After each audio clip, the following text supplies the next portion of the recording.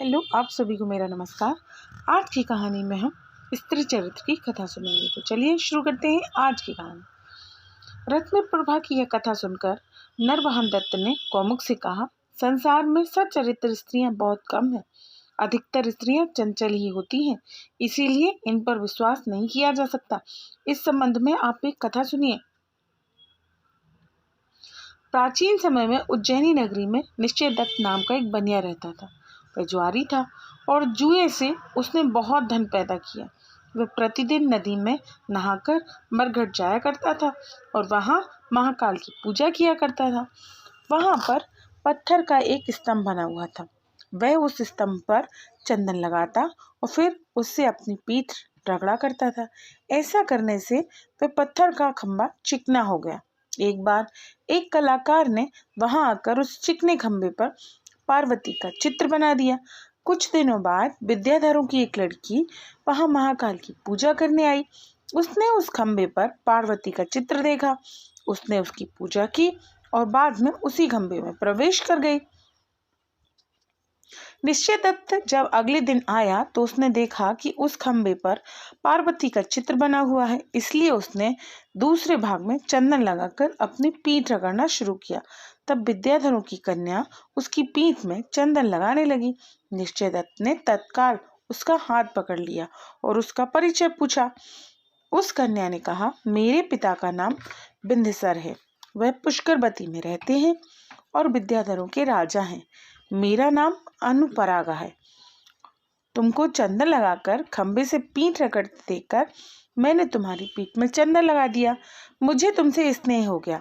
अब मैं अपने घर जा रही हूँ।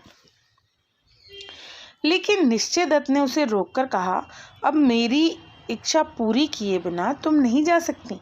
तब वह बोली, जब तुम मेरे नगर आओगे तब तुम्हारी इच्छा पूरी करूंगी। यह कहकर वह अंतर ध्यान हो गई। निश्चय दत्त अपने घर जाकर उससे मिलने का उपाय सोचने लगा। रात में उसने तय किया कि या तो वह अनुराग परा को प्राप्त करेगा या अपने प्राण दे देगा। दूसरे दिन वह उत्तर की ओर चल दिया। रास्ते में उसको 3 साथी और मिल गए।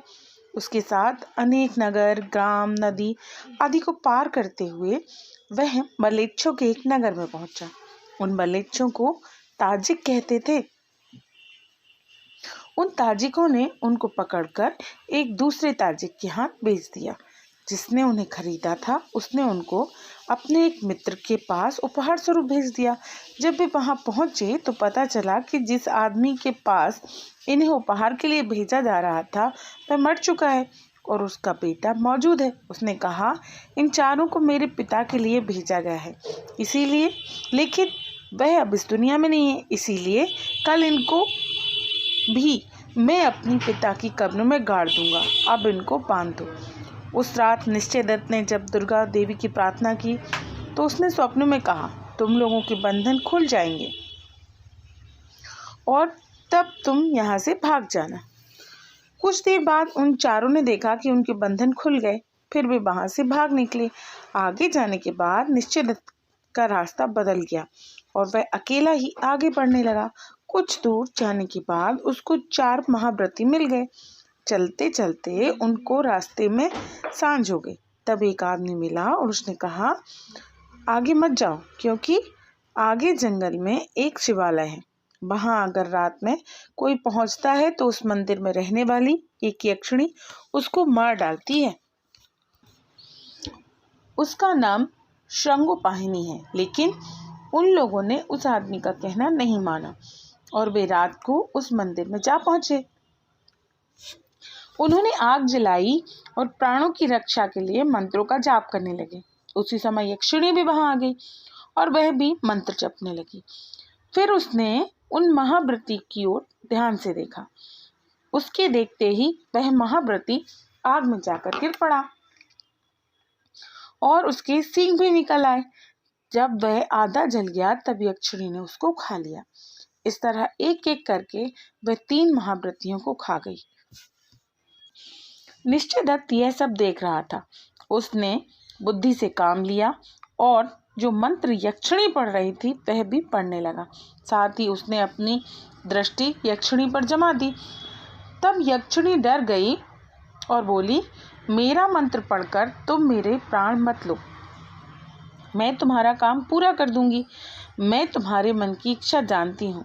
तब निश्चय दत्त ने मंत्र पढ़ना छोड़ दिया और यक्षिणी के कंधे पर बैठकर आकाश मार्ग से अनुरागपुरा के नगर की ओर चल दिया।